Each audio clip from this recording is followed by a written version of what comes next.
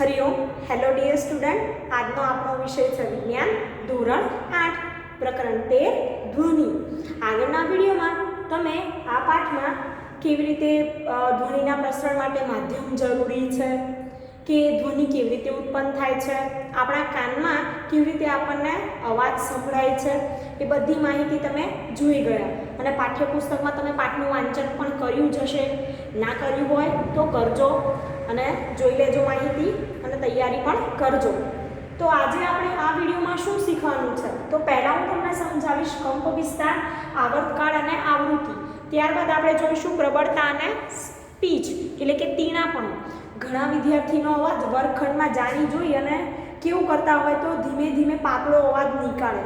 છોકરાઓ ખાસ આવું કરતા હોય અને છોકરીઓનો અવાજ તો પાતળો જ હોય છે. તો પ્રબળતા અને પીચ તીણાપણું કે વ્યક્તિમાં અવાજ ઘણાનો ઘેરો એકદમ ઘોઘરો જાડો હોય, ઘેરો અવાજ, અને ઘણાનો એકદમ પાતળો અને તીણો હોય છે. તો એ શેના પર આધારિત છે? પ્રબળતા અને પીચ એટલે શું એની માહિતી મેળવીશું. પછી આપણે જોઈશું કે શ્રાવ્ય અશ્રાવ્ય ધ્વનિ એટલે કે તમે ને હું, આપણે સજીવ છીએ મનુષ્ય, તો આપણો કાન છે એ અમુક ડેસિબલ સુધી એટલે કે અમુક તીવ્રતા સુધીનો અવાજ સાંભળી શકે છે. જ્યારે પશુઓ છે કે પ્રાણીઓ છે, અમુક પક્ષીઓ છે, એમનો કાનની જે ક્ષમતા છે એ કેવી છે કે ખૂબ જ ઓછામાં ઓછો અવાજ હોય તો પણ ઝડપથી સાંભળી શકે છે. આપણે એવું સાંભળી શકતા નથી. તો શ્રાવ્ય અશ્રાવ્ય ધ્વનિ વિશે માહિતી મેળવીશું. ત્યારબાદ ઘૂંઘાટ ને સંગીત. હવે આજના જમાનામાં આપણી લાઈફસ્ટાઈલ એવી થઈ ગઈ છે કે તમને લાઉડ મ્યુઝિક પસંદ છે, પણ એક સાથે બધા વિદ્યાર્થી બોલતા હોય કે શાક માર્કેટમાં અવાજ હોય તો એ તમને પસંદ નથી. કેમ? કારણ કે એને આપણે શું કહીએ તો કાનને ન ગમે એવો અવાજ હોય એને ઘૂંઘાટ કહેવાય. અને મ્યુઝિક છે તો સંગીત તો કાનને ખૂબ ગમે. તો અહીંયા આપણે કર્ણપ્રિય ધ્વનિ એટલે કે સંગીત અને ઘોંઘાટ વિશેની ચર્ચા કરીશું. છેલ્લે જોઈશું ધ્વનિ પ્રદૂષણ, કે આજના સમયમાં પ્રદૂષણ ઘણા બધા છે. એમાં તમે નાના ધોરણથી ચોથા કે ત્રીજા ધોરણથી પર્યાવરણથી ભણીને આવો છો. પર્યાવરણ વિષયમાં હવાનું પ્રદૂષણ, પાણીનું પ્રદૂષણ ને જમીનનું પ્રદૂષણ. પણ આજે આપણે આ પ્રકરણમાં ધ્વનિનું પ્રદૂષણ વિશે માહિતી મેળવીશું. ત્યારબાદ ધ્વનિ પ્રદૂષણની હાનિઓ કે ધ્વનિ પ્રદૂષણથી આપણને કયા કયા નુકસાન થાય છે, એને નિયંત્રણમાં રાખવાના ઉપાયો, એની માહિતી પણ આપણે આ વિડીયોમાં જોઈશું. તો વિડીયોની શરૂઆત કરીએ. પહેલાં કંપનનો કંપ વિસ્તાર, આવર્તકાળ અને આવૃત્તિ. તો એની હું તમને માહિતી આપીશ થોડી. પાઠ્યપુસ્તક જોડે રાખજો વિડીયો જોતી વખતે, એટલે હું તમને જે પોઈન્ટ સમજાવું છું એમાં તમને ખબર પડે. વ્યાખ્યા આવે તો અંડરલાઈન કરજો, અને નોટબુકમાં નોટ બનાવવાની કીધી છે.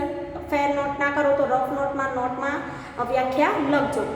પહેલાં વાત કરીએ કે કંપ વિસ્તાર. તો આપણે જાણીએ સાદો લોલક કે લોલકમાં શું કરે છે? પોતાની ગતિનું પુનરાવર્તન કરે છે લોલક. એને કહેવાય દોલન ગતિ કે આવર્ત ગતિ.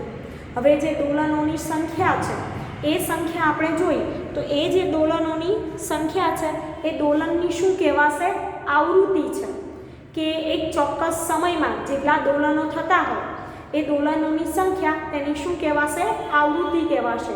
તો પાઠ્યપુસ્તકમાં વ્યાખ્યા આપી છે, અંડરલાઈન કરજો અને નોટબુકમાં લખજો.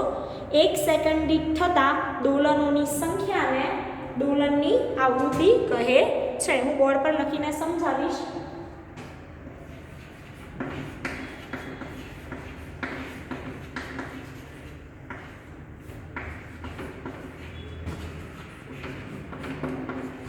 થતા દોલનોની સંખ્યાને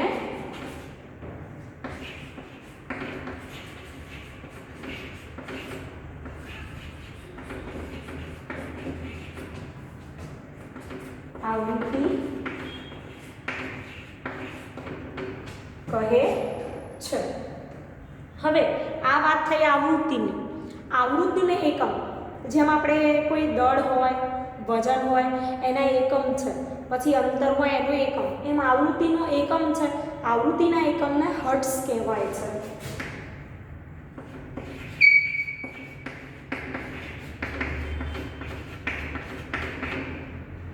આપણે દાખલા આવશે એમાં તમારે એકમ લખવાનું રહેશે. ત્યારબાદ તેને આપણે સંકેતમાં કેવી રીતે દર્શાવીએ? તો તો જેમ આપણે આગળ જોયું કે સેકન્ડ હોય તો એને એસ, મીટર હોય તો એમ, કિલોમીટર હોય તો કેએમ, કલાક હોય તો એચઆર દર્શાવીએ છીએ. એમ સંકેત અહીંયા શું દર્શાવીએ છીએ આપણે તો એચ જેમ હર્ટ્ઝ. હવે પછી કીધું છે કે જો 1 સેકન્ડ દીઠ 1 દોલન થાય તો આવૃત્તિ 1 હર્ટ્ઝ કહેવાય. એવું કીધું છે કે 1 સેકન્ડ દીઠ 1 સેકન્ડમાં 1 દોલન, તો આવૃત્તિ કેટલી થશે 1 હર્ટ્ઝ આવૃત્તિ થાય.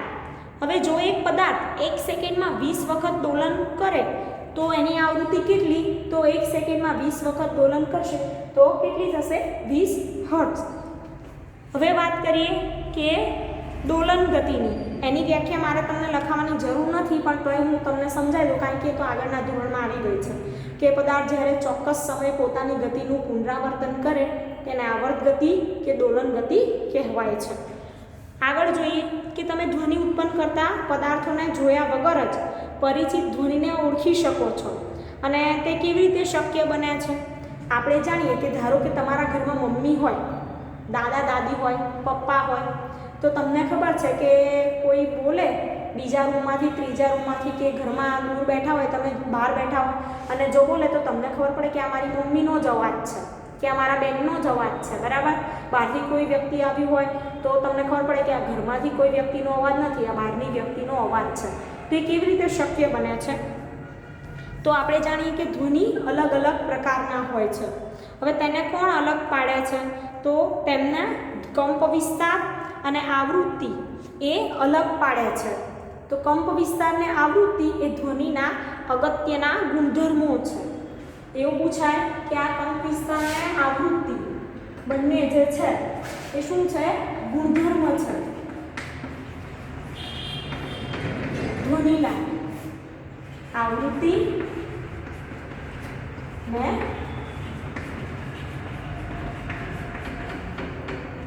કંપ વિસ્તાર.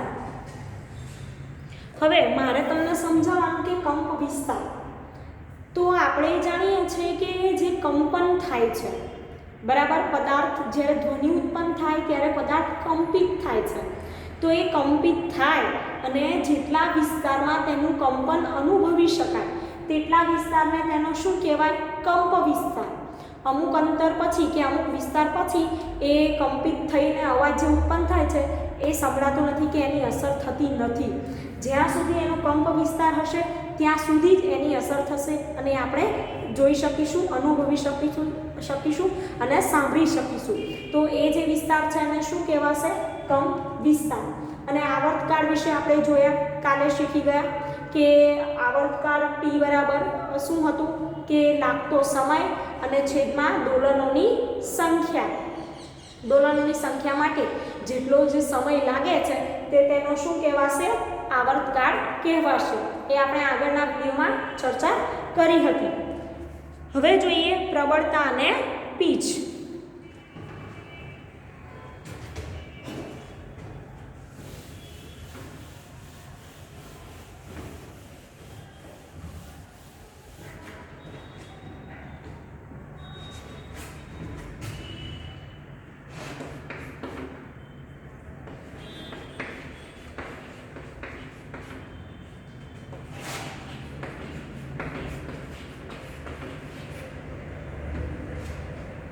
પ્રબળતા અને પીચમાં શું છે? તો તમે પ્રવૃત્તિ જુઓ, આપેલું છે એક ધાતુનો ગ્લાસ અને એક ટેબલ સ્પૂન લો, એટલે કે એક ચમચી લો. ચમચાને કે ચમચીને ધીમેથી ધાતુના ધાર પર અથડાવો. હવે એ ગ્લાસ લઈને ચમચી લઈએ અને એને અથડાઈએ ધાતુના ગ્લાસ પર તો શું થશે? તો તમને ખબર છે કે કંપન કરતાં કાચના ટમ્બલરને એ બીજી પ્રવૃત્તિ છે, અહીંયા બે પ્રવૃત્તિ જોડે છે એકસાથે. તો આપણે જ્યારે ચમચીને ગ્લાસ સાથે અથડાવીશું તો શું થશે કે ગ્લાસમાં કંપન થશે અને અવાજ પણ ઉત્પન્ન થશે. એ જ રીતે એનો અવાજ તમારે સાંભળવાનો છે. બીજી એક પ્રવૃત્તિ છે કે કાચનું ટમ્બલર લેવાનું અને એક વાયરની સાથે થર્મોકોલની જો ગોળ દડો હોય તેને રાખવાનો અને તેને શું કરવાનું કે એ જે ગ્લાસ લીધું છે ટમ્બલર એની સાથે અથડાવવાનું અને એનો અવાજ તમારે સાંભળવાનો છે. તો તેમાં ઉત્પન્ન થતો ધ્વનિ સાંભળો. ત્યારબાદ ચમચા વડે ધાતુના ગ્લાસ પર તીવ્ર પ્રહાર કરો. એટલે કે પહેલી જે પ્રવૃત્તિ હતી આપણી સ્ટીલનો ગ્લાસ અને ચમચી એમાં જોરથી અથડાવવાનું છે. તો જ્યારે ગ્લાસ પર તીવ્ર પ્રહાર થયો ત્યારે તમે શું મોટો ધ્વનિ સાંભળી શક્યા? તો તમને ખબર છે, હા, તમે તમારી ઘરમાં સ્ટીલના વાસણ હોય એને તમે જોરથી અથડાવો તો કેટલો મોટો અવાજ સંભળાશે. પણ નીચે જે થર્મોકોલવાળી પ્રવૃત્તિ છે એને તમે અથડાવશો તો શું એટલો મોટો અવાજ સંભળાશે ખરો? ના, નહીં સંભળાય, કારણ કે બંનેમાં ફરક છે. શું? તો આપણે જોઈએ કે ગ્લાસની ધારને સ્પર્શ એ રીતે થર્મોકોલનો નાનો દડો લટકાવો અને પછી પ્રહાર કરી તેને કંપિત કરો કે દડો કેટલો દૂર સ્થાનાંતરિત થાય છે તે જુઓ. દડાનું સ્થાનાંતર તે ગ્લાસના કંપનના કંપ વિસ્તારનું માપ છે. હવે જે દડો છે સ્થાનાંતર કરશે એ જેટલા અંતર સુધી સ્થાનાંતર કરશે કે જેટલા અવાજ સુધી કંપન અનુભવાશે, જેટલા અંતર સુધી એનું શું થશે? કંપ વિસ્તારનું માપ થશે. એમ ચમચી અને ગ્લાસવાળી પ્રવૃત્તિમાં આપણે પ્રહાર કરી અને જે કંપિત કર્યો ગ્લાસને અને પછી જે અવાજ આવ્યો એ જ્યાં સુધી સંભળાશે અને જ્યાં સુધી એના કંપન આપણે અનુભવી શકીશું એનું શું થશે? કંપ વિસ્તારનું માપ થશે. જો ગ્લાસ પર ધીમેથી પ્રહાર કરો પછી થોડા જોરથી પ્રહાર કરો. બંને કિસ્સામાં કંપનના કંપ વિસ્તારોની સરખામણી કરો. કયા કિસ્સામાં કંપ વિસ્તાર વધારે મોટો છે? તો તમે સ્વાભાવિક છે કહી શકો કે જે ચમચી છે ધાતુની એમાં કંપ વિસ્તાર કેવો હશે? મોટો હશે. અને જે થર્મોકોલનો ગોળો લીધો છે એમાં કંપ વિસ્તાર કેવો હશે? નાનો હશે. હવે અહીંયા કીધું છે ધ્વનિની પ્રબળતા ધ્વનિ ઉત્પન્ન કરતા કંપનના કંપ વિસ્તારના વર્ગના સમપ્રમાણમાં હોય છે. તો આપણે જાણીએ કે ધ્વનિની પ્રબળતા એ આવી રીતે વિસ્તારના વર્ગના કેવા હોય? સમપ્રમાણમાં હોય છે. નીચે ઉદાહરણ આપ્યું છે કોષ્ટક આખું કે જો કંપ વિસ્તાર બમણો કરવામાં આવે તો પ્રબળતા કેટલા ગણી થઈ જાય? 4 ગણી. અને એવી રીતે આગળ વધારવામાં આવે તો પ્રબળતા ઘણી વધતી જાય. હવે પ્રબળતાનો એકમ ડેસિબલ છે. પ્રબળતાનો એકમ યાદ રાખજો, ડેસિબલ.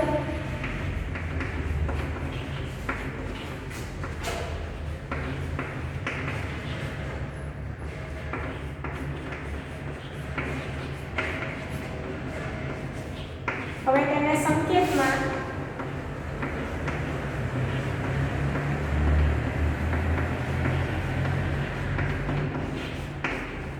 ડીબી તરીકે, બી મોટો છે આમાં,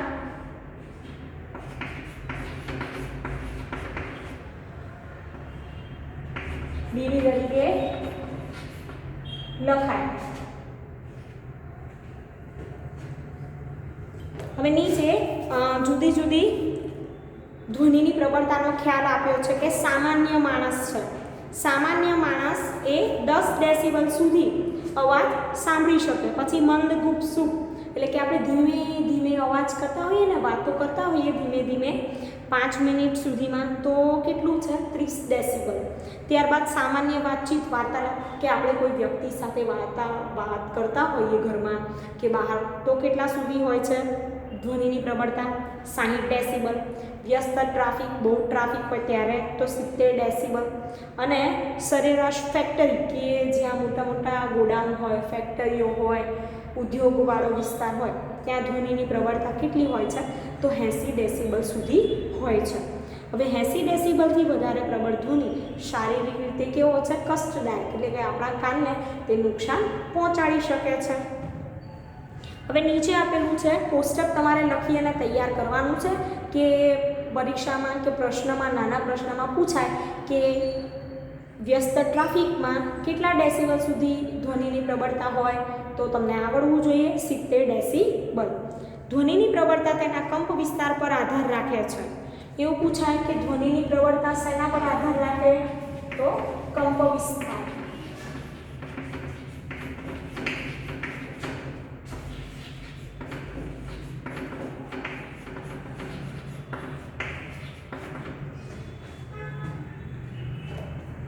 હવે જ્યારે કંપનનો કંપ વિસ્તાર વધારે હોય તો ઉત્પન્ન થતો ધ્વનિ કેવો?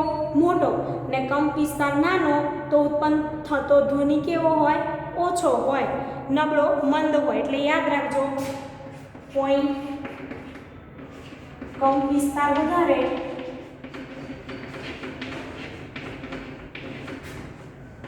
ધ્વનિ મોટો, એટલે કે અવાજ મોટો સંભળાય, અને કંપ વિસ્તાર નાનો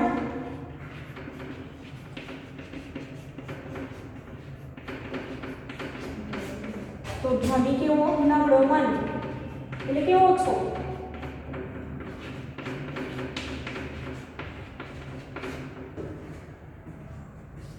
હવે આગળ જુઓ પાઠ્યપુસ્તકમાં કે કોઈ બાળકના ધ્વનિની સરખામણી પુખ્ત વ્યક્તિના ધ્વનિ સાથે કરો.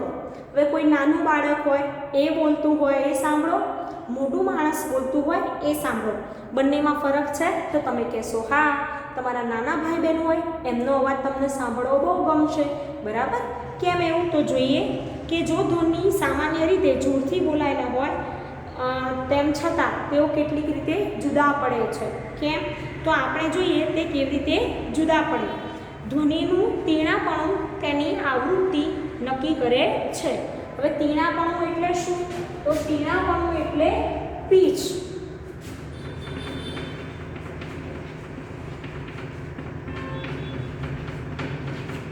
હવે જે આપણી પીચ છે, તીણાપણું છે, એ શું કરે છે? આવૃત્તિ નક્કી થાય એના પરથી કે કેટલી આવૃત્તિ છે.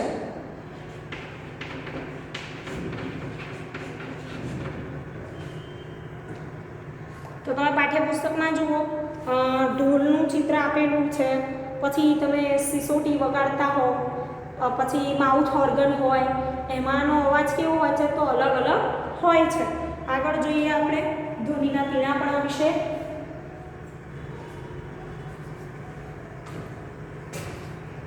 કે જો કંપનની આવૃત્તિ વધારે હોય તો આપણે કહીએ કે અવાજ તીણો છે, તેની પીચ વધારે. હવે જેમ અહીંયા આપણે શીખ્યા કંપ વિસ્તાર વધારે તો ધ્વનિ મોટો, કંપ વિસ્તાર નાનો, ધ્વનિ નબળો. એવી જ રીતે પીચ માટે શું છે?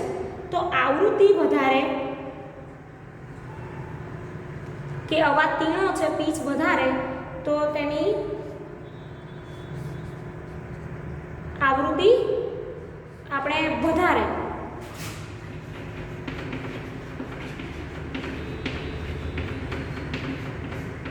આવૃત્તિ વધારે તો અવાજ તીણો,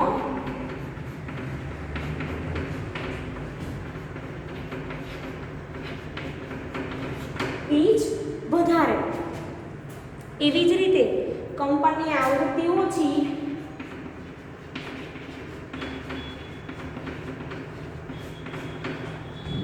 તો અવાજ કેવો થશે? મોટો. અને ધ્વનિનું તીણાપણું છે, પીચ કેવી? ઓછી.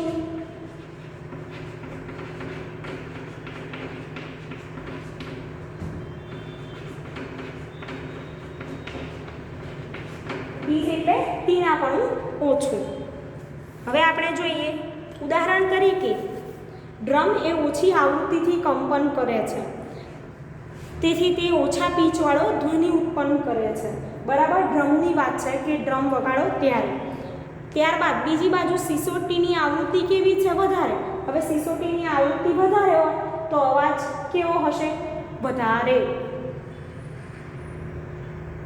પછી જુઓ કે પક્ષી ઉચ્ચ પીચવાળો ધ્વનિ ઉત્પન્ન કરે છે, જ્યારે સિંહની ગર્જનાનો પીચ ઓછો હોય છે.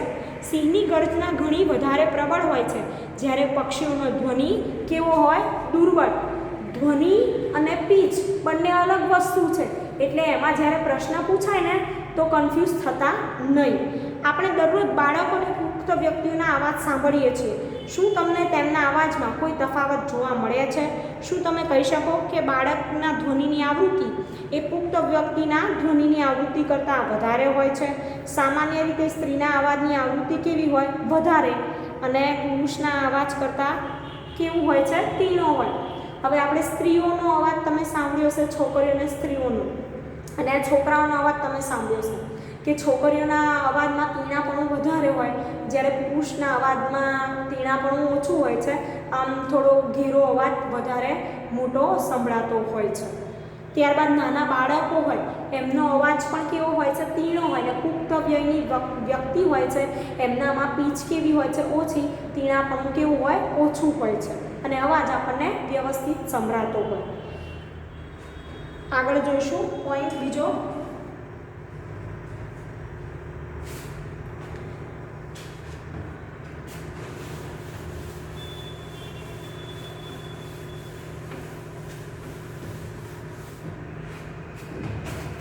શ્રાવ્ય અશ્રાવ્ય ધ્વનિ.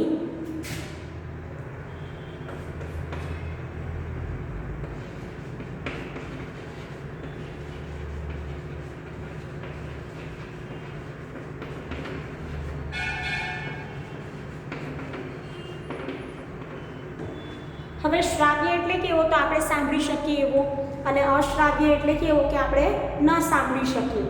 તો અહીંયા વાત કરીએ કે ધ્વનિ ઉત્પત્તિ માટે આપણે કંપન કરતા પદાર્થની જરૂર પડે છે, પણ બધા જ કંપન પદાર્થોનો ધ્વનિ આપણે સાંભળી શકીએ ખરા? તો ના, બધા કંપન કરતા ધ્વનિ ઉત્પન્ન થાય છે જે પદાર્થોથી, એ બધો જ અવાજ આપણે સાંભળી શકતા નથી. આપણામાં પણ એક નિયમિત ક્ષમતા છે.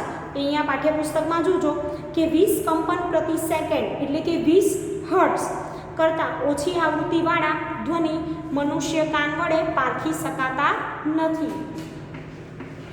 કેટલા? તો 20 હર્ટ્ઝથી ઓછી આવૃત્તિવાળા.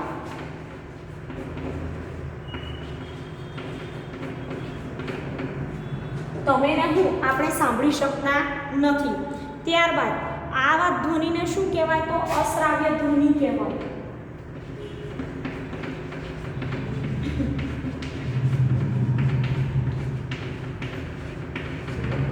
અશ્રાવ્ય ધ્વનિ કહે છે. હવે આગળ જોઈએ કે બીજી બાજુ 20 હર્ટ્ઝ કરતાં વધારે આવૃત્તિવાળા ધ્વનિ પણ મનુષ્યના કાન માટે કેવા છે? અશ્રાવ્ય છે.